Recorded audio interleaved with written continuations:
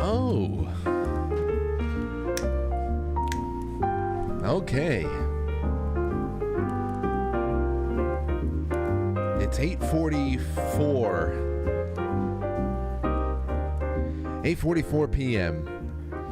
And what a night it is. What a night it is. We are here just dropping in on yous.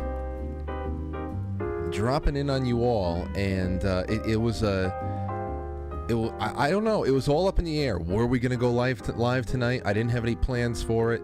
And then Anthony got in touch with me and said, yo, you got coming to the studio? I said, I think so. Maybe around 8 o'clock we'll show up. Then I said, Lauren, you want to go to the studio? And I looked at Lauren. I said, you want to go to the studio? And what did Lauren say? Lauren, what'd you say? Sure.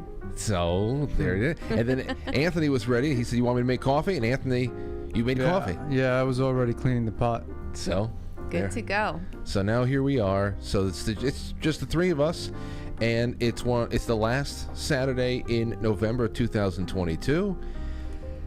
And there's not really a plan. I have a couple of leftover. We're doing leftovers tonight. I have some leftover stories I wanted to do. Some things that are funny that you will all remember. We're gonna take calls and just bullshit. So how'd everybody like their? Well, I mean, we all spent Thanksgiving together, but how'd you guys like it? Was it good? It was great. Yeah, it was a great Thanksgiving. What did you think of Thanksgiving? I thought it was good. I didn't have any. It was odd for me because it was a little more tiring than usual. This was the first year for me that Thanksgiving became almost like a summer holiday, where I'm, in the summer holidays, I'm preparing the yard, I'm cooking, I'm just hosting people, I'm just circling around and just whatever, and so like, for example, on a 4th of July, it is not uncommon for the entire day to go by and I've barely eaten. And then whenever, the fireworks go off, everybody starts going home, then I start realizing I'm fucking starving. This was the first time that Thanksgiving felt like that. I had a small plate of something, and then at the end of the day, I just started eating tarals, and that was just it. It was just a couple. Why is that? I don't know.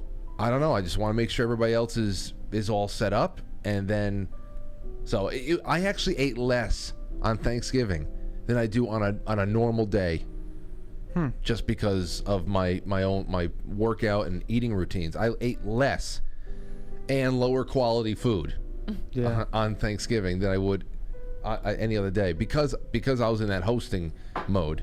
That's just the way it is. So, but otherwise, it was wonderful. Be around everybody and have it go so smoothly. But we have a couple things we have going on here tonight. And Lauren, I hope you jump into all of it. Okay. Okay? Yep. Please do, because people are excited to see you here. You don't come by that often. We got ourselves a babysitter, and now here we are for at least an hour. Yeah. So what do you have? What do you have? First thing up is this Carnival cruise. Now, Lauren's been on a cruise ship. I have not. Anthony hasn't either. Listen to this.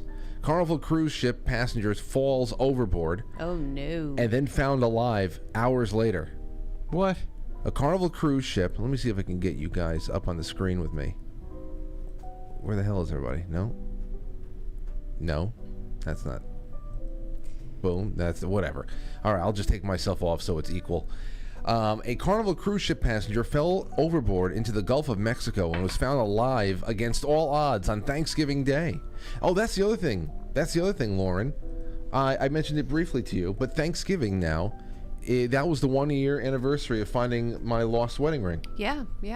What a miracle that was. Yeah. Thank God. It was in my 2021 Thanksgiving pants. So bizarre. I don't know what happened. I still would love to know how it ended up there. So where did the person fall into? Into the water. And they were just floating around there? It's just one of those Thanksgiving miracles. Lieutenant Seth Gross of the U.S. Coast Guard told CNN the missing 28-year-old man who hasn't been identified, well, because he was completely eaten by sharks. Really? Yeah. Was with his sister. And he's alive? He's alive. They just have no way of They have no way of identifying him because he's so mangled. Oh, that's not He's been funny. so mangled. The missing 28-year-old man who hasn't been identified was with his sister at the Carnival. She pushed him. Carnival Valor's bar at 11 p.m. Wednesday when he took a bathroom break and never came back, the outlet reported. The sibling didn't report her brother gone until noon the next day, prompting the Cozumel. What's that? The Cozumel? Do you know what that is, Laura? Laughing to him. Mexico-bound ship. Oh, it's the name of the ship. I'm sorry. Well, that's the place. I don't in trust Mexico. these. I don't trust these cruises. Oh, Cozumel, Mexico. Yes. I thought it was like the Cozumel, a Mexico-bound ship. I'm adding words here. I don't trust these cruises. Cruises are I would definitely go on a yacht. It's bizarre to me that these things happen on cruises and there's so few security cameras. Like the number of people that go overboard, that there should be, I don't know, a net over the edge. Like, how does this happen as frequently as it does? I mean, I never got tempted to even go close to the edge of the cruise ship when I was on it. Well, I think that's stupid. I just kind of pretended I wasn't in the deep open water personally, but Right. I don't think that I think that there should be less safety precautions on ships, because I think that anybody that goes, I just try to envision in my head a cruise ship that is setting sail, and around this giant cruise ship, which is pretty much a skyscraper floating on the water, is a gigantic net all the way around. You can't because do that. people are just falling overboard. We're so stupid. Well, they don't. But you would think there would be cameras or something. I don't know. We don't. Well, there has to be cameras. Well, let's see what. You know what? We haven't gotten that far in the story. Who knows? We're already trying to tell the end of the story. Yes. Okay, go ahead. The sibling didn't report it. Carnival spokesman Matt Lupoli said She tried to kill him. She tried to kill him. Carnival reported the incident to the U.S. Coast Guard around 2:30 p.m. and the search crews quickly launched a rescue mission by land and sea over a 200-mile area. Can you imagine that? All of a sudden, you're part of a 200-mile middle of nowhere aqua search. Now, if this was a Hallmark movie, he would get picked up by somebody that he would ultimately fall in love with, their daughter, a captain of a ship's daughter, and he would, it would change his life, and the crews would still be searching for him, and his sister would have no idea. Then they find him and say, "No, I'm staying here. I'm staying here on the island with my love." By the way, did you see the new Lindsay Lohan Christmas movie? Did you hear about it? I heard about it, and people said that we have to watch it because it's a Christmas movie that has to do. It is 100% like just ripped off Hallmark. Then we have to watch Yeah. it It's Hallmark. You're gonna know why. because of the amnesia. Okay, yeah, exactly. That's why people were telling me, Frank, it's a new Christmas film. It's fucking stupid. It's Lohan, and she has amnesia, so we have to watch We it. gotta. I think it's on your mom's list. Well, we still haven't watched Christmas in Vienna. I told everybody at home we have to watch that, but we watched Christmas Story, and that was great. Yeah. So Yeah, it was. we have to watch the Lohan thing, and we have to watch Christmas in Vienna, and then continue to drown ourselves in Hallmark. They found the passenger. This is going to take us all night to read this one. This is how a show. They found the passenger in the 70-degree water around 2 miles. That's not bad. 70. No, 70 it could degrees be not way bad. worse. I can do that. Yeah. About 20 miles south of Louisiana. He almost made it back home. Really? 20 miles south of Louisiana Southwest Pass. Oh, so he wasn't. So he floated away. Yeah. Well, I mean, the ship sailed off without him too. He had to go in some direction. He's in the Gulf, so there's some kind of there's a current. God. What was? Did he have like a lifeguard preserver or something? We're gonna see. Did he have a lifeguard with him? At least. Everybody. That's the thing. Aside until the Carnival was going to install the 360-degree net, but until they install the 360-degree net, they actually have one lifeguard per person. That's very reasonable. Yeah, they just walk around with somebody all day. Yeah. After getting they found the passenger in 70-degree water around 8:25 p.m. after getting a tip from someone on a bulk carrier who spotted him. I guess just floating around. Wow. The passenger, who was showing signs of hypothermia, shock, and dehydration, told rescuers he wasn't sure how he'd fallen overboard, but confirmed he'd been on the cruise ship. The man was rushed to a hospital and being evaluated. He was in stable condition. Now, overall, the lucky guy likely survived bobbing in the water for more than 15 hours, which was called the absolute longest I've ever heard about. So, what was he doing? Did he must have just been treading for 15 hours? Treading and swimming. And floating and he bobbing. says it kind of blows the normalcy out of the water, and really just shows the will to live is something that you need to account for in every search and rescue mission. He realistically could have been in the water for 15 plus hours before we were able to successfully rescue him. And he said it was unclear where the man fell in the water and how. And like you said, Laura, there should be security cameras all over the place. Right. But Why I don't they feel have and I don't know, and that's the strange shit. Like within the ship, they have them. You know, if you're in if it has a casino or a restaurant, or you're on camera, you can see them all over. But the outside of the ship, I mean, this isn't the first story we've heard of that people have just fallen over or been pushed over or whatever, and they don't have any.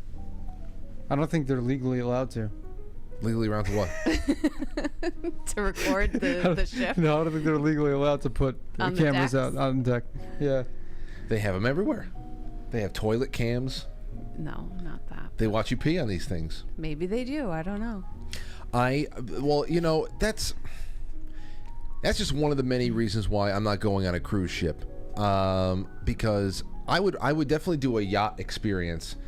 With, like, we knew somebody with a yacht, or if we came into some money, we bought a yacht, and it's out in the Mediterranean, the waters are calm, and it's just an elegant, and we get to play poker on it, like Le Chiffre from Casino Royale, and then you can throw people overboard if it's your boat. You just give our guests 5 minutes to leave, or throw them overboard, and you say things like that, and you can be classy like that. Mm-hmm. But this is like a floating beehive. Like before COVID, whenever I would see these stories of one coronavirus or a rhinovirus or something like that going through ripping through a ship where they won't even allow anybody to get off the boat until everybody's done throwing up. Yeah. So you know what? You're staying on here. Everybody just get better, then we'll let you go home. I'm not doing this. Yacht, maybe. This never. I'll never do it. That's crazy. I don't know. When I went, that just never crossed my mind, to be honest with you. What? People getting sick on the boat? Yeah, getting sick on the boat, or even being stuck on the boat. It just never crossed my mind. You went on a cruise? Mm-hmm. She did it in the Caribbean. Yeah, it was down to the Bahamas and back. It was like a 5-day. And it was good, or? Yeah, it was beautiful. We had a great time. Got out at Atlantis, went down all the water slides. Yeah, we were in Atlantis. Went on the lazy river. You do water slides? I love water slides. But you don't like roller coasters. Correct. I went down every single. I told you that one water slide that's like this steep, and you go through and you end up in a pool at the end. Yeah, and I went that's so the one far, that you go under the shark tank? Yeah, and I came out of it so fast that I ended up like going across the pool you're supposed to land in, and I landed on the stairs. Stairs. And I stood up, and I was my elbow was cut up, my leg was cut up. The lifeguards were like, "We've never seen anyone get that far." So what did you do? Skip like a stone? And it wasn't only those, it was the ones on the ship as well, because our ship had some water slides on it. I was so speedy down them. I don't know if it was a sunblock or maybe what, but yeah. Maybe could have. Got to be careful. I remember. I don't. There's some water slides that freak me out. There was that one that tossed me around in Myrtle Beach. Mm. Well, I got the water douche once or twice. That's what I got. And that really. I got. Well, I remember. Yeah, that was a nice surprise. Like, going down this twisty water slide and then getting and it didn't. It hurt. It was like a jabbing pain. It was like water just. You got a blast of water up your ass. Yeah. Oh, and the best thing is when you know what it feels like, because it's happened to you. You go down the slide, and then you're in pain. But when you're in a water park, you spend a good amount of time watching other people go down slides and stuff, so you know what's happening to people. Like everybody sees chicks go down, they lose their tops, and they're trying to adjust themselves before everybody sees their snatch and shit. But when it comes to guys, girls, everybody, when they come down that last descent and they pop up and they're grimacing and they kind of like go to reach back to their ass, you know that they all got the douche, and it hurts. It rips right through you. Wasn't there like one water slide where I started off going feet first, but came out head first? Something happened. You got flipped around, and a lot of those tubes, because they toss you around, like especially those tubes that like go like that twist like a Twizzler, and you're in the dark. Yeah, that's the worst part. Hated that, because if you're in the dark, you actually don't know what side's up. Yeah, and that's most of our water park experiences were in Myrtle Beach at Myrtle Waves, and in the wave pool that was salt water, right? Oh yeah, no, that was just that was just, or was that just piss? It was 85% pee. Salt via urine. You want to go to the wave pool? Yeah, let's go. It's made of real salt water. Oh my god. Oh, let's see. Everybody in the chat room, they all know. They all know. Everybody knows. Everybody knows. Okay, so let's see. We'll take a couple of calls. We're going to only be here for maybe about, I don't know, we'll go to about 9:45. An hour sounds about right. But listen to this. I had to bring this up because back in August, I think it was August 20th, because I had to go look up the date because I want to play that whole section here. You remember we were talking about Mickey Mantle's infamous X-rated letter that he wrote to the Yankee front office? Yeah. Mm-hmm. Well, the letter is now up for auction. All right. If you missed this story, then just make sure that the children are in bed, because the poor Mick, he was probably drunk when he wrote this. Mickey Mantle is an absolute legend. This is from the Daily Caller. In 1972, the New York Yankees sent a questionnaire to players asking them about their most outstanding experience at Yankee Stadium. Mickey Mantle gave such a sexually graphic answer that the team never printed it. Now, that same questionnaire is up for auction at Leland's. Leland's officially began their 2022 Fall Classic auction on November 20th, with the event scheduled to end on December 10th. The Classic is here. Mantle, Koufax, Cobb, and more. Now, here it is. In a questionnaire, remember, these are Mickey Mantle's words.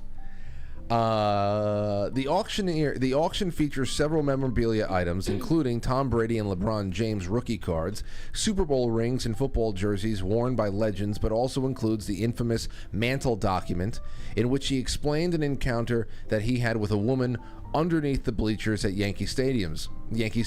Okay, here's his quote, because I'm going to play the reenactment that we did back in August, because it was a lot of fun. He said, and he knew it wasn't going to be printed. His most memorable. This is a multiple. I don't know how many World Series. What, 8 World Series? I don't know. Maybe close to 10. But anyway, so many World Series, MVPs, Triple Crown award winners. This is just a storied career, and this is what he wrote down for the Yankee front office. I got a blowjob under the right field bleachers by the Yankee bullpen, Mantle wrote. I had a pulled groin and couldn't fuck. Couldn't fuck at the time. She was a very nice girl and asked me what to do with the cum after I came in her mouth. I said, don't ask me, I'm no cocksucker. So the questionnaire bidding started off at $1,000. I would put $1,000 down. I'd be immediately outbid, but I would put $1,000 down. As of press time, it's already up to $10,832. How high would you go? Oh, that'd be it. 1,000, maybe 1,100. I can't justify spending. Yeah, but like, who's actually going to buy it? Like, you know, it could be some millionaire that buys it. Right. I mean, Is it with an? I'm sorry. Is it with an auction house? it's at an auction house. Yeah. Okay. It's where the hell is it? It's Leland's. But that's the whole thing there. If you actually were to get that for anywhere around asking price or the starting price of $1,000, that's an easy $9,000 flip, at least. So I would consider that, but I don't know. That's just something I think I would cherish. Anyway, I was talking with my buddies about this. My buddies Brian and Joe, and this came out, and we were reading it back and forth, and we started envisioning the Yes Network doing one of their a revised Mickey Mantle Yankeeography documentary that they do on the television network that the Yankees have, and this was our little on-air. Oh yeah, I remember that. Our on-air reenactment. I sent this to my buddy Brian. Who's a big Yankee fan too, and he wrote back to me. He said, "I can just hear John Sterling's voice reading that last line slowly and clearly to close out the Mickey Mantle Yankeeography," and I just couldn't take it. So what I'm going to try to do is I went and I looked out for some documentary music from documentaries, best documentary background music. It's like free music. I'm going to read this as like John Sterling or somebody doing an official Yankee biography on Mickey Mantle. So let's see if this works.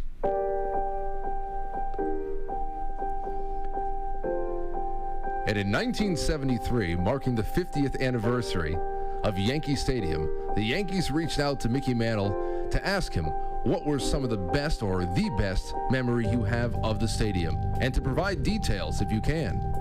The Mick said this: "I got a blowjob under." You can't lie. I'm going to try this. It's going to be very bad, especially the last part. It's going to be very bad.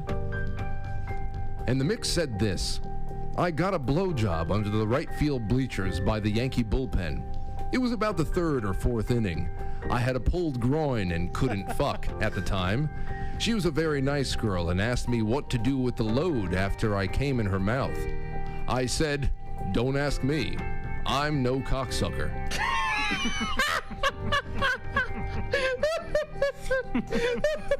I don't know how I got through that. Oh, man, those are good times. You look like you're naked in that. What do you mean naked? You look like you have no pants on. What are you talking about? Really? Yeah. Wait. What do you mean? Well, there you can see them, but. Well, I mean, I have the hookah hose on my. Oh. So. When this was August? Yeah, it's August. You must August. have had shorts on because I'm seeing a lot of upper thigh there. What are you talking about? Wait a second. Is that where are you seeing upper thigh? I don't see. This is August. I don't see it. Is it August? Yeah, this is August 20th. Hold on a second. I saw flashes of thigh. You saw my thighs? I saw thighs. Like John Sterling or somebody doing an official wait. There's Yankee. a thigh. You're right. You're right. Yeah, Wow. yeah. You know that's my my neon orange and Gray shorts. and gray shorts, and they kind They're of over your little short. they probably hiked up a little bit. I have never. It's times are changing. I now wear at least a couple of pairs of lounge around shorts that are above my knees now. You're a dad. Well, You got real sneakers. I got the sneakers for that Spartan race because if I But you've been went, wearing them ever since. You've been wearing I've seen it a couple of times. Yep. I wore them a couple of times. Well, I spent $50 on them. That's all I wear are those sneakers. I'm not wearing them tonight. I'm wearing these nice Snazzy shoes. Nice, snazzy shoes. What shoes? What are those? I don't know. These are just. I have a couple of good pairs of shoes for when I'm wearing. We were at Lauren's father's house for a little get together tonight, so I put on some festive clothes. That's why I look like a model. Yeah. That's why I look like a model tonight. Very GQ. Oh, that's what I wear boots and Converse, and then these. 95% of the time, I'm wearing those Feiyu Kung Fu shoes, but I would still be crippled. I would be in a wheelchair today if I did that Spartan race in those shoes with the flat sole. I would have wheeled myself in here tonight. That's pretty much like doing it barefoot. Yeah, no. I can barely walk still from Thursday. That's The it. run on the bridge. Yeah, that would kill your legs. That would kill them. Shin splints. Those are the worst. On Thanksgiving morning, Anthony goes down to the Tappan Zee Bridge, renamed for Mario Cuomo. I hate calling it that. I mean, it's just the Tappan Zee. Right. It'll be Mario Cuomo in about 2 generations when everybody else doesn't care and they just swallow the propaganda. But you said that's 7 miles there and back, or 7 miles total? It's 3.6 miles one way. Okay. 3.6 miles the other way. So like if you're running from where the pathway is on the Tarrytown Landing, at the Tarrytown Landing, and going across and going to the other side of where the landing is on the other end, that's 3.6 miles. Okay. Then you run then 3.6 miles back. So it's like it's over 7 miles. I did that in 57 minutes. I'm not doing that. And the guy that beat me did it in 53 minutes, which is still messing with my head because like I didn't see this guy Right. at all. He was did it in that starting at what point? I don't know. And I was like, I was convinced. I was taking my time towards the end because I thought I had it in the bag again. I thought I was winning. And that's the funniest thing. I took so much footage of me saying, "Oh, I won, yeah." It was like, you fucking stupid ass. Really? Yeah, I didn't put it up. Can I see it? I can't, well, I mean, whenever I want to see it.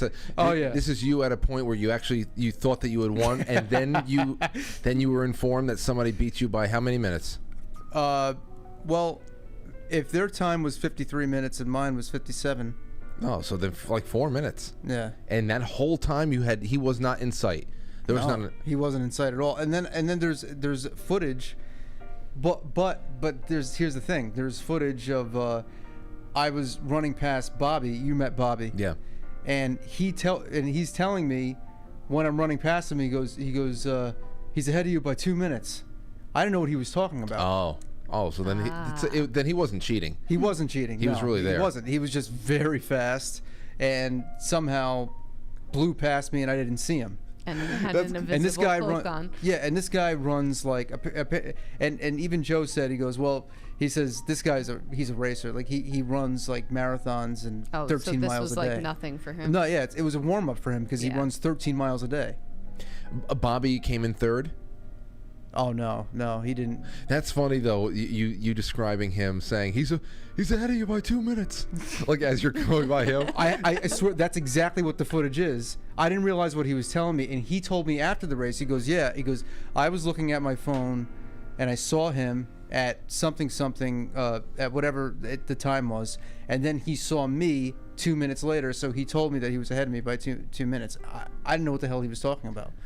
That sounds like almost the way you describe it. It's almost like somebody like you're making it out of a building that's collapsing. They're not going to make it, but they're giving you some kind of information that will help you along the way.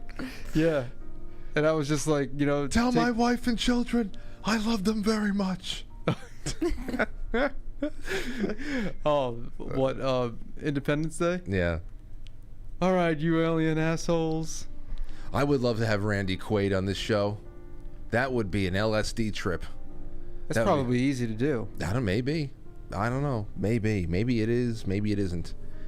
You'd be surprised. But yeah. We have a couple of things. Here's what I wanted to do. It's 9:09, and I'd like to get some people calling in. I'm drinking it. I know Lauren can't have coffee this late, but we brewed up I think the Quite Frankly blend over here from riseandgrind.us and having a good time with that. So this has been nice coffee talk with everybody. Yeah. But I have 2 threads here we can go to if you'd like. And let's do it. What do you got? Well, the first one was started by Krista, Rob's Krista. And this was it's on the forum. This was posted a couple of weeks ago for this weekend. And it's called Frank's Giving. Share something unique or random that you are thankful for. So what are some unique or random things that you're especially thankful for more than other ones that we should all recognize, like family, health, friends, pets, jobs, homes, etc. Things that we normally recognize and we just hold with us forever. Is there anything random or unique? For example, a specific time of day or a month in the year, a hobby or an interest, a special talent or skill, a song that takes you back to a beautiful memory, favorite park in town, a favorite tree. What makes it something that you're grateful for? Oh, this is easy for me. I do a gratitude list of up to 20 items a day. Random items, or you try to random items? Like, I'm grateful for this cup of coffee. I'm grateful for jazz music playing in the background while Pyretta's laying in the doorway. Like I just come up with like the random like things around me. Like, I mean, yeah, family, friends, and stuff are in there, but it's like very specific. I'm grateful for synthwave and metal. I'm grateful for. And in those moments, you're really feeling that gratitude. It's not just like a task to do. Yeah, because I put myself in a mindset of like, if I didn't have these things, like almost like if I didn't have them, what would I feel? Like if I didn't have them, I would want them. You'd miss them. I'd miss them. Yeah. So. I'm trying to, what you just said right there. Well, Lauren, how about you? Do you have anything? Oh, man. I mean, when I look at it in Anthony's perspective, it's all day long. I could think of a lot of things. Most of them are Aurora related, of course. Right. I'm grateful for the walk from my apartment to the studio. I'm grateful to, I took a picture of, I don't know, I took a picture of our living room tonight. As I was sitting on the couch, we just put Aurora to bed, and I took a picture of the living room just in that kind of glowy state, knowing that Aurora's behind one door and that, there's just so many nice things there. And I often do this around Christmas time, and I say that those little tiny moments in the living room and things like that are really the most important, and I love that. It reminded me of this. I had this bookmarked from Meditations, Marcus Aurelius, and I don't know. It's kind of like that. But I think the reason why I'm thinking about this is because, Anthony, you're talking about really hyper fixating on things that are happening right then and there, things that aren't too big, but really, a person's life is filled up with little things. A day is really filled up with a lot more little things than big things. Right. And here's here's from Marcus Aurelius. Where the hell is? Oh, here we go. Concentrate every minute like a Roman, like a man, on doing what's in front of you with precise and genuine seriousness, tenderly, willingly, with justice, and on freeing yourself from all other distractions. Yes, you can, if you do everything as if it were the last thing that you were doing in your life, and stop being aimless, stop letting your emotions override what your mind tells you, stop being hypocritical, self-centered, irritable, you see how few things you have to do to live a satisfying and reverent life. If you can manage this, that's all even the gods can ask of you. Yeah.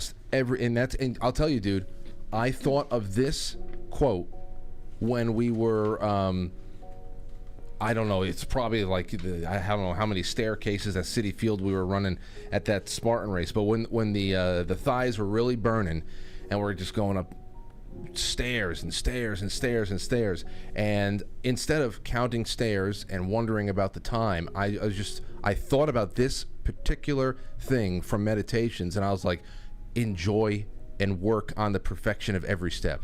Yeah. And it was really, I haven't thought about that exact quote. Meditations is something that you should read like once a year at least. I read it last year. I should read it again. That's something you can just keep reading, because like it's just full of shit like that.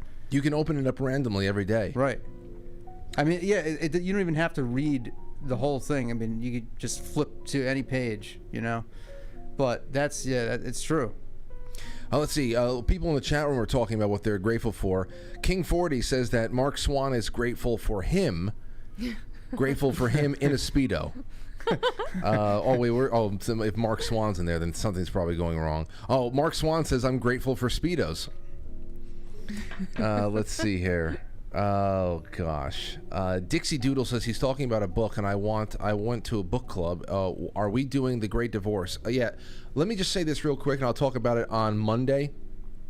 Especially in December, I'll hit it hard. Book club in 2023 is looking great. Starting in January, we're going to read C.S. Lewis, The Great Divorce. Go out and get yourself the book. Ask somebody to get it for you for Christmas. It is a spectacular journey. It's only 160 pages. It is it's a trip through the afterlife. It's incredible, though. It really is. So we're doing that. Timothy Gordon is going to be the co-host for those sessions. When that is done, I would say around March is when we're going to do our second book of the year for book club, and that is going to be Brave New World with Jay Dyer as the co-host.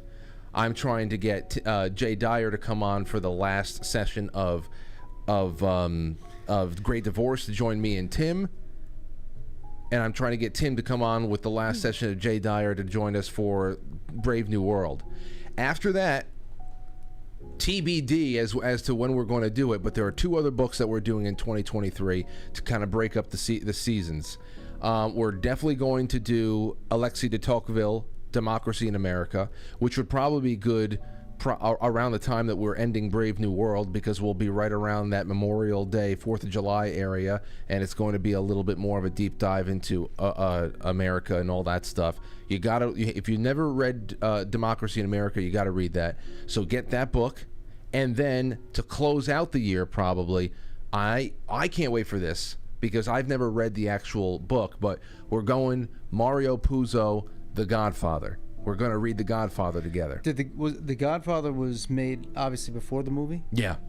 And you've got to read this book that I'm reading now.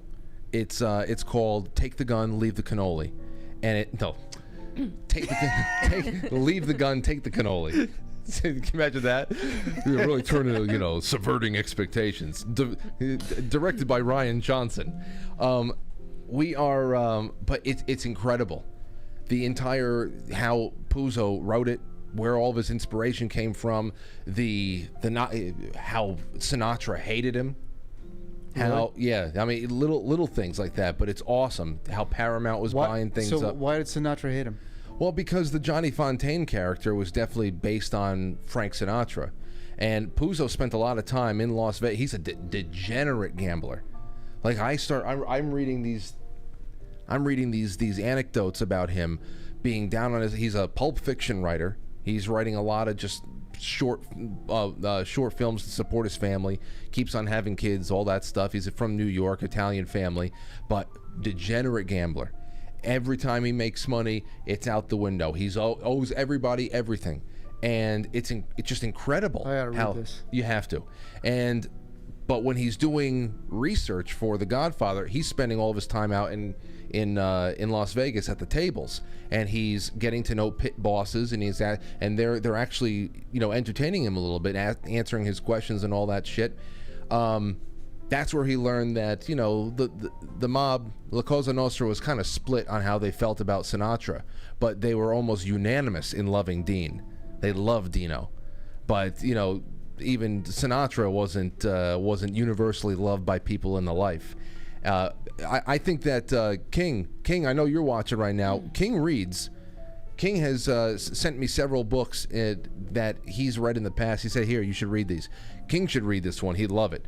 But what about Jerry Vale? It seemed like he's always presented in Martin Scorsese's films as like just why is that? Do you ever notice that? Well, I mean, they're all.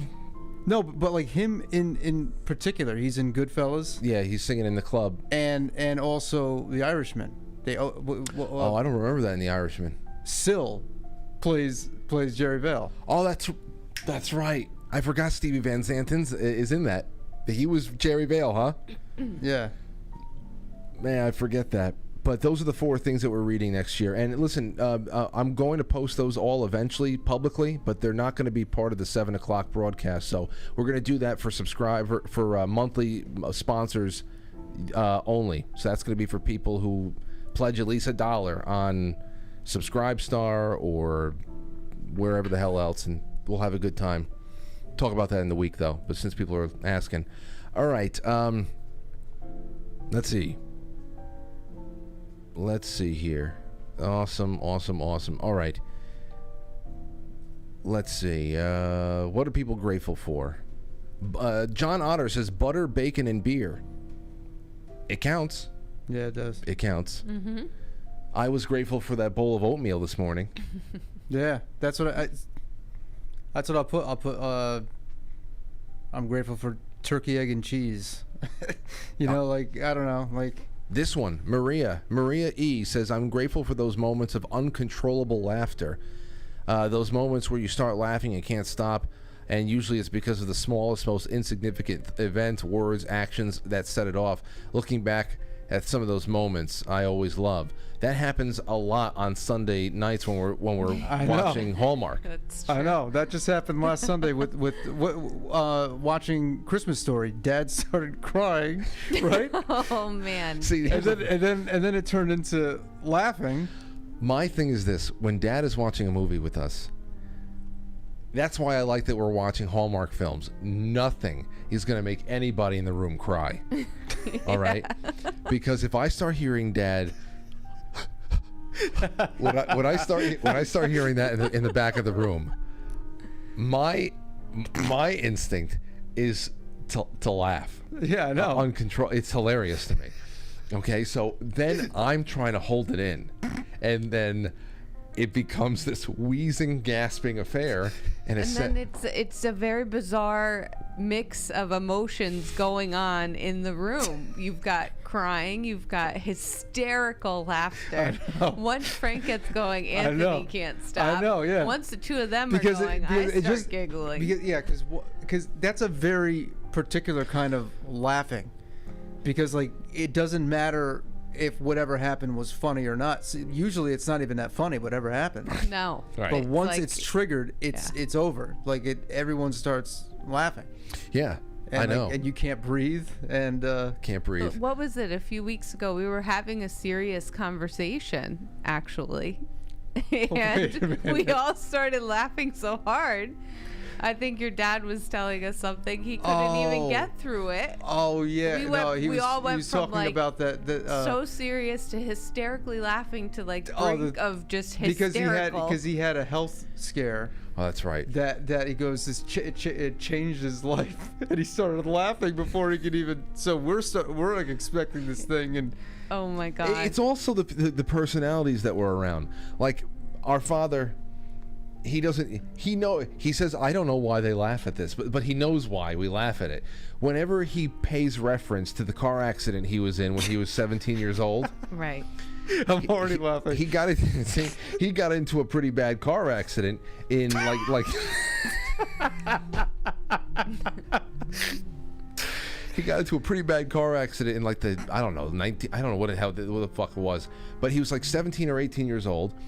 I mean, he lost teeth. He had to have his jaw reconstructed. All that stuff. It was a bad car accident. Yeah. But whenever he describes it, he'll say something like, back in 1978 when I had my.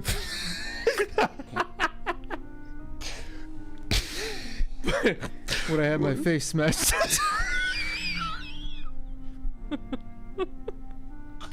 When I had my face smashed in 27 places. And I don't know how he says it with a straight face, because he does it every time. Every time. He doesn't say it like, it's the delivery. It's not even like, he doesn't even say it with like when it's resentment or anything. It's just like that. It's very deadpan. Right. When I had my face smashed in 17 places. Right.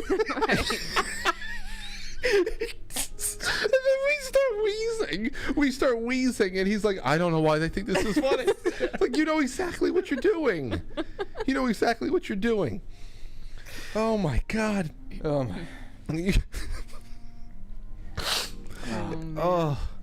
It's like oh, you know what it's like? It's like that clip. It was hold on. I think I know what you're gonna say. It's that clip of Bobby Lee. Yeah.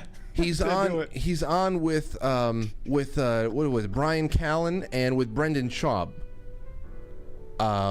And he's telling the story, which is obviously horrendous. It's a story. Hold on, you'll see.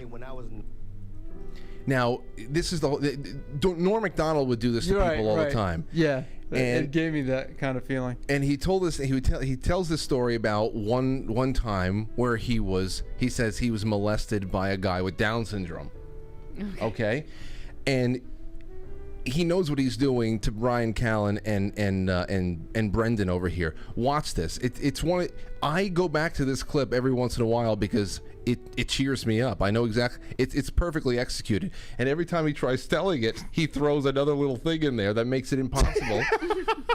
All right, listen to this. Well, okay, when I was 9, I got molested by a guy with Down syndrome. Don't laugh, Brendan. I'm not laughing. Why'd you laugh?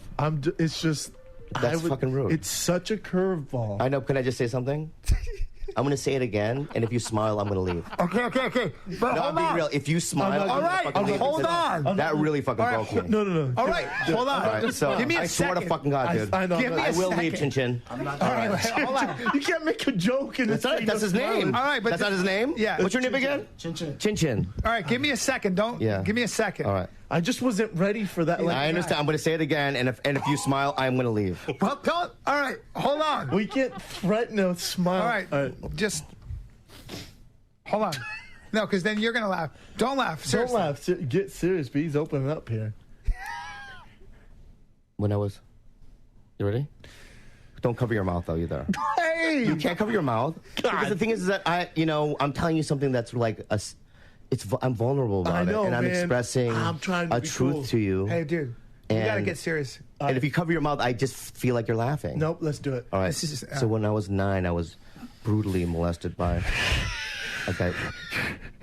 You can't say brutally. Why? Because that's a curveball. Why is that? Because don't say brutally. And look at Chin now. Don't. It's not a curveball. Don't say brutally. He didn't Yeah. add some All right, don't add. adjectives there.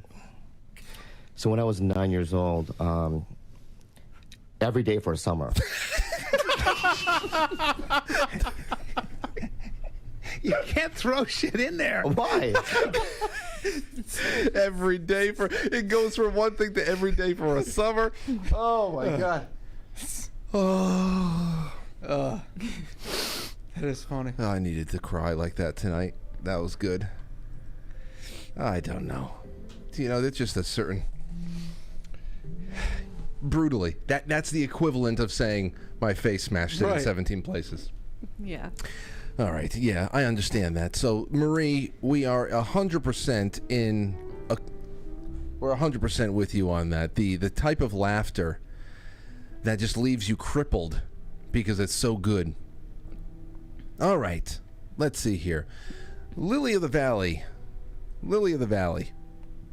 says, I'm grateful to God for giving me the chance to live in a few countries and visiting states, meeting wonderful people from all walks of life and learning from them. Not all has been peachy, but even some of the bad people I have met have also taught me valuable lessons. I lived in beautiful homes and stayed in very poor streets where families lived in small huts with no floors, yet were happy. Knowledge to me is important, and that too I'm grateful for. And last but not least, finding this show and wonderful brotherhood and sisterhood I have found here. That's wonderful at the end.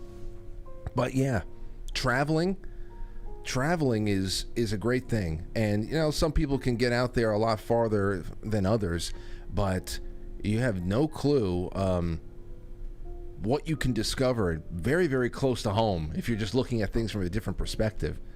Oh, Laura, we go on a lot of local adventures now that we have to show the baby things. Mm-hmm. Do you have a favorite place that we bring the baby or do with the baby? Oh, I don't know. It's just everywhere she goes, she just has such a good time. You're right. It's hard to pick. It's fun just bringing her places. I can't wait until she gets to go to a zoo. Yeah. She had a good time at the aquarium. Yeah, she did. We should bring her to. We should all go to the Bear Mountain We should all go to the Bear Mountain Zoo soon. I don't know if that it's, would be I've never been fun. there. I don't know if it's been either. open during the winter. I have no idea. We'd have to look into that. I feel like the last time we looked, it was all restrictions still. Let me see here. Bear Mountain Zoo hours. Let's see. And do they have like all the animals there? What do you mean all the animals? Well, you know, like more than just like it's not going to be like squirrels and raccoons, right? They have it's mostly local wildlife, so it's like fox and Okay. half dead possums. I'm being serious actually with that. Most of these animals have been rehabbed. They've been like they're like rescue. they've been like hit by tractor trailers and stuff. So you have vultures that can't fly anymore because they've been mended together. Gotcha. But still, they're local wild, and it's a zoo. It's a nice walk, and Bear Mountain is beautiful. I don't know. I'll have to check it out. Trails, Parks and Recreation, Historic Preservation, Bear Mountain State Park. I'll look into it. I don't want to bore anybody with this right now. Here's a little bit more. I'm grateful that Linda Love is grateful that she found the best show on the internet and the community of free thinking, freedom loving, uplifting, hilarious, sexy chatters. See, everybody's always in the chat room is always very grateful for each other. That's what I like. That's so nice. You guys are so nice to each other most of the time. Most of the time, everybody's so nice. I don't know. There's a lot more, but I wanted to throw that out there. I guess I'll save the recurring dreams for another night. We don't need them. I think we're rolling nice here. We have I don't know, maybe about 10 more minutes. Let's take some calls. 914-595-6953. You can call in. You can ask any question you'd like, and hang out and let's do it. Sarah from Massachusetts. What's going on, Sarah? Hey, I don't know what the delay is like, so I'm just going to go. But I was just going to say you could get Black Friday or Cyber Monday deals on a zoo tickets for the spring. Wait, hold on. Do it in the next couple days. Wait. So you can get Cyber Monday or Black Friday deals for the zoo for the spring? Yeah, get some zoo passes. Bring Aurora in the spring Smart. when the animals are like chipper. Smart idea. Thanks for sharing. Yes. Is that what they do in Massachusetts? We do that for Southwick Zoo. I did it right before COVID. I think I lost $200 because I didn't want to revisit it. Yeah, that's the other thing that I regret is that we had, although I don't know, we might have in 2020. Oh yeah, Lauren and I were going to go to Maine. I had an anniversary booked in Maine for us. And that was going to be in May of 2020 or April or something like that. And thankfully they refunded us because obviously by that point everything was done there too. We said, all right, well, one last trip before the baby comes. But I've got to look into the zoo thing, Sarah. Are you enjoying yourself tonight? We are, yes, absolutely. My husband's playing some PUBG, some shooting game. Nice. But yes, you should definitely get the passes for the zoo. It's a blast, but I cry every time I go because I feel so bad for the animals. Okay, so that's the same. But anyway, wait. Are your animals all in good health, but you cry because they're in captivity, or are they injured? Yeah, I just feel bad. Yeah. It's Okay. weird. I think that's the best. And thank you. Yeah. And send the best to your husband. I hope he wins. Yeah. Thank you. All right. Take care. Have a great night, guys. You too. You too. I think that's one of the more comforting things about the Bear Mountain Zoo, to know that, okay, well, these animals would literally be a danger to themselves and dead if it weren't for the people. Taking a nap on the side of the... Yeah. When Aurora starts noticing roadkill. So, oh, no, they're just sleeping. They're just napping. Hey, what's going on, King? Hey, what's happening, baby? Hey. What's up, King? How you doing, Andy? How you doing, Lauren? Hi, King. I'll make this really quick, Frankie. Quick and to the point. Broads, if you're gonna call in, just be sexy. That's it. That's your only job. Call in, be sexy. That's it. Nobody wants to hear about your coupon clipping or your Massachusetts bullshit or whatever. I'm sure you're a very nice lady, Broad, yeah, but nobody wants to hear about that. If you want us to like really pay attention to you, just call in and be sexy. That's all. And say what? What do you think? What she should? Don't matter. It don't matter, Lauren. Broads can say anything and be sexy. You know what I love? Wasn't too sexy there. You know what I love? Make it a little more sexy, Broads. I'm sorry. Go ahead. This is what I love about what just happened here. Up until the moment that Sarah from Massachusetts called in with some really good advice for Lauren and I, absolutely nobody called in. The last call I have is a missed call from one of our viewers out there, Connor, Friday night. Sarah was the first one to pick up the phone and call us, and as soon as she hangs up, King calls up to say, broads, let's please don't do this to us. She's literally the only Right, yeah. Okay? Take it from King 40 with my slappy, nasty, drunk ass. Are you drinking tonight? Say again? You drinking tonight? Yeah, I'm drinking tonight. I'm getting ready to go in and start my shift. Drunk. Well, there you go. What's the Saturday. what's the drink of choice tonight? I gotta go easy because I gotta work, so it's just Miller Fag, Miller Light. Ah, got you. So a couple of those get you a little bit buzzed. Yeah. All right. Other than that, I'd be hitting the 40s hard, but what are you gonna do? I don't know. Well, you know, we still have to plan another in studio broadcast session. We missed our October anniversary. Oh yeah. Nah, that's all right. We can. That's all right. We'll figure it out. Yeah, Not we a will. Big deal. All right. Well, have a good time at work tonight. We'll talk soon, I'm sure. All right, King. Oh wait, All King. right, I love Wait. you all over there. What's that? Would you? I know that I don't know how often you read, but I know that you do read.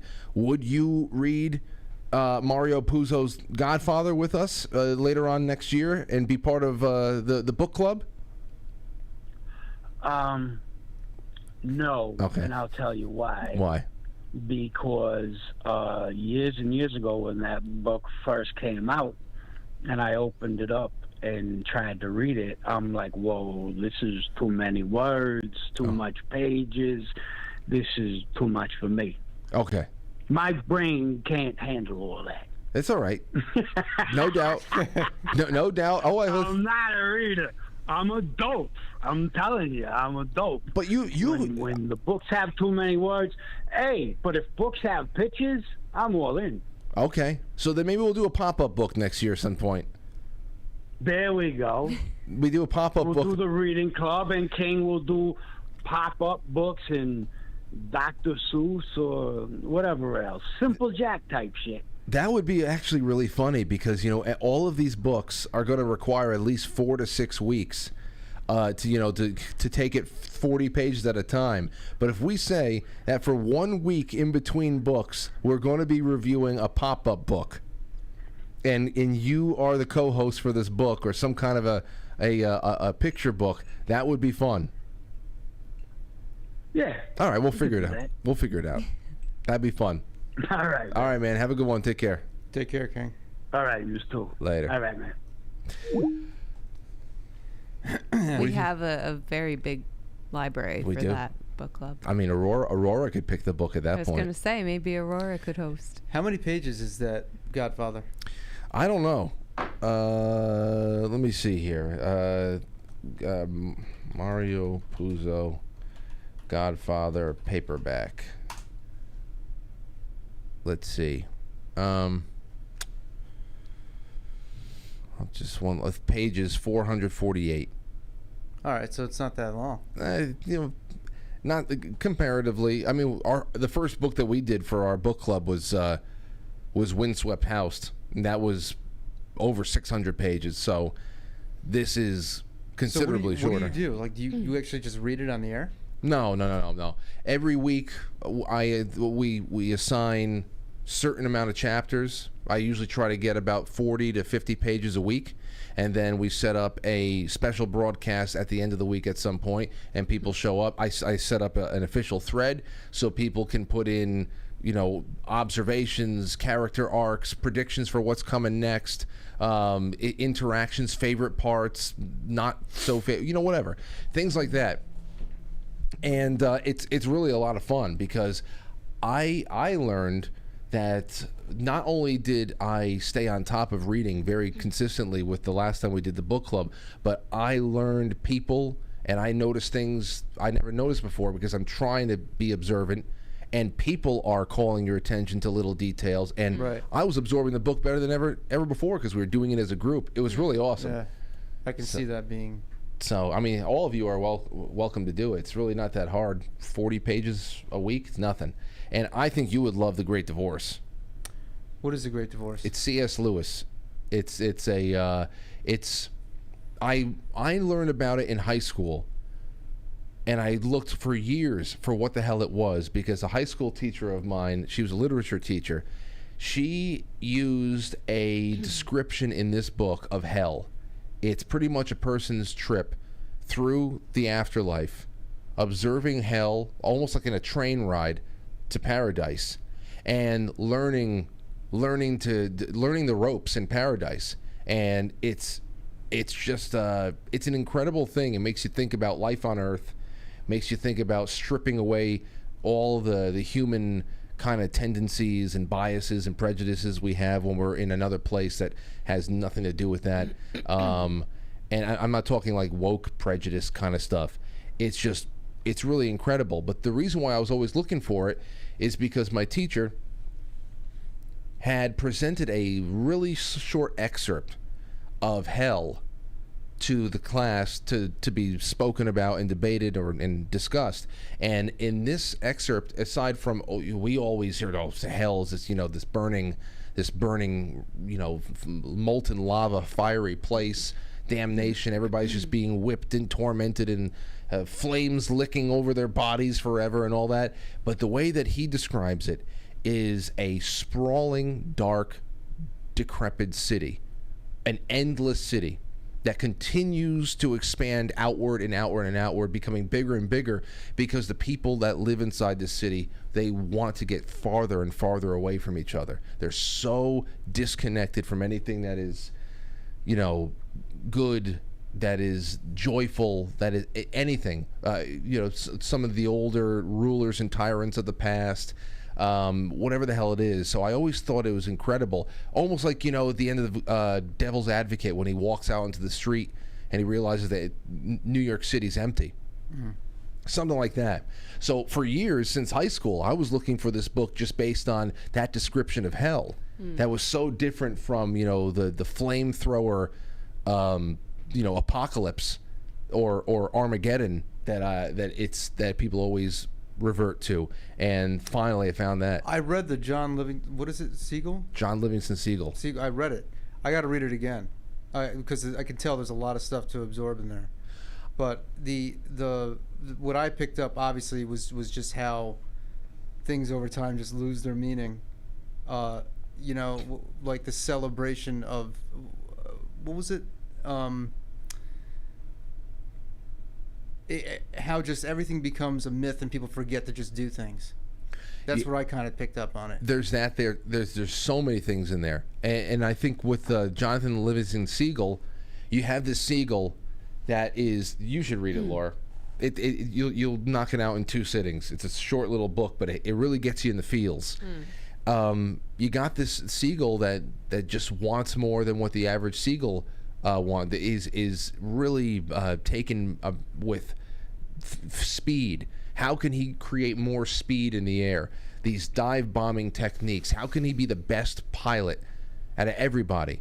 And then going on and on and on, he just expands out. Then it goes into different lives, and then you start realizing the more people look to improve on themselves, the farther away they see there's this distance between them and the old life.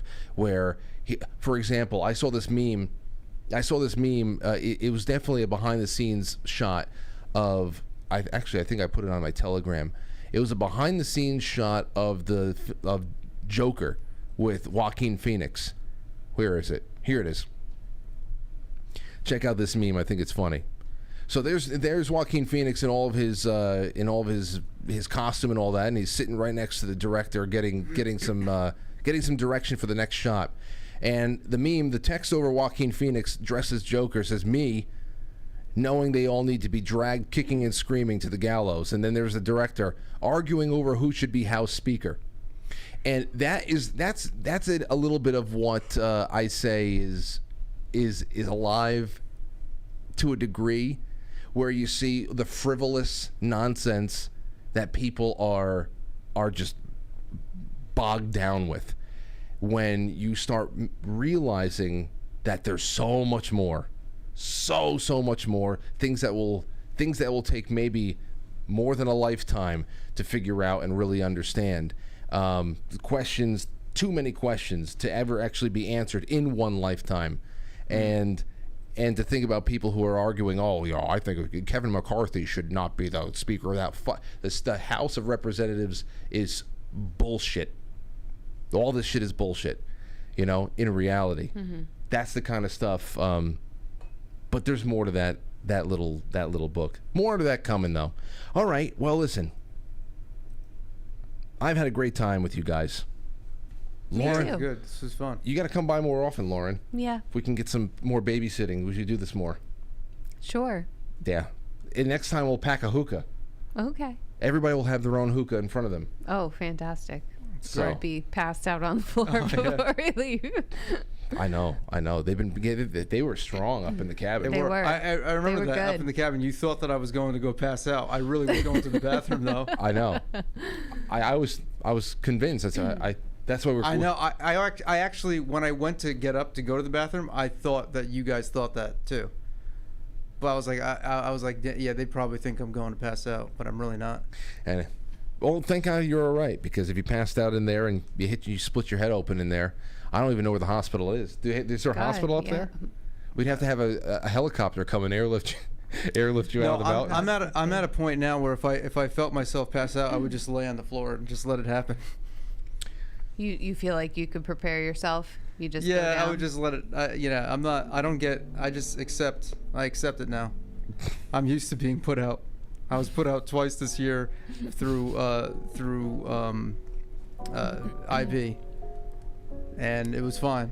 Now I like doing it. Okay. Now you like just going out. Well, yeah, I mean, like medically. It's not a problem for me. When it's there's an anticipation when like it's gonna happen. Like it's like you're being told, okay, you have the mask on, and you're being told, like, that's when like it's gonna happen. So you're just wondering, okay, when is it gonna happen? It's like, when is it gonna happen? That's not what I would be giggling. No, not giggling, but it's like and then it's like, it's weird. It's like you never know when it's gonna happen. Next thing you know, you just wake up in another room. Yeah. It's very weird. I think you briefly feel your body start to tingle, and that's it. See, that would not be my problem. My problem would be the nurse coming in to put the IV into my vein. To begin with. Having that thing in my vein to begin with, knowing because it's like it's a catheter, and then you feel the coldness. Your arm gets cold because the drip that goes the IV. The IV is cold, like not even cold water, but just cooler than your body temperature. So it's so you feel that. It's actually a cool feeling. Literally. Yeah. Yeah, well, hopefully I don't have to get put out in my life. Maybe I could just. It's a nice sleep. Oh, don't. Just saying. It is. Got to work on things to get there. All right, well, let me make sure I get all of my super chats. I haven't really plugged them tonight, so we'll see if we have any. Oh, Stowstube. Stowstube says, you can get C.S. Lewis, The Great Divorce, half off for Cyber Monday. My wife says, looking totally hot as fuck. See there, A coupon and a hottie. See, a coupon and a sexy twist to it. King approves. Let me see here. Then you have it. Oh, Cone Coquesse says, here's my monthly extra support. Great shows this week, Frank. I hope I'll be blessed to age like Tony Black. Also love the show with Jay Gulinello. So many good health tips that actually work. Fasting has changed my life, discipline, and health. Many thanks, as always. Thank you, guys. It's wonderful to have you all out there. And you know what? For those of you who are monthly subscribers on either directly through quitefrankly.tv or on Subscribestar or Patreon, I will see you tomorrow. It's going to be a very brief get-together for our Sunday hangouts, and it'll probably be around 1 p.m. Because we're doing second Thanksgiving tomorrow, so we're going to be hosting. So I'll see you a little bit earlier, but Monday night, can't wait to see you all. Anthony, Lauren, anything you want to say as we leave? No. Yeah. Happy Thanksgiving, everyone. Happy Thanksgiving. Yeah, Thankful for all of you being out there. We'll do this again soon. Yeah. Yeah, we will. Christmas streams coming your way. All right, everybody. Have a nice night.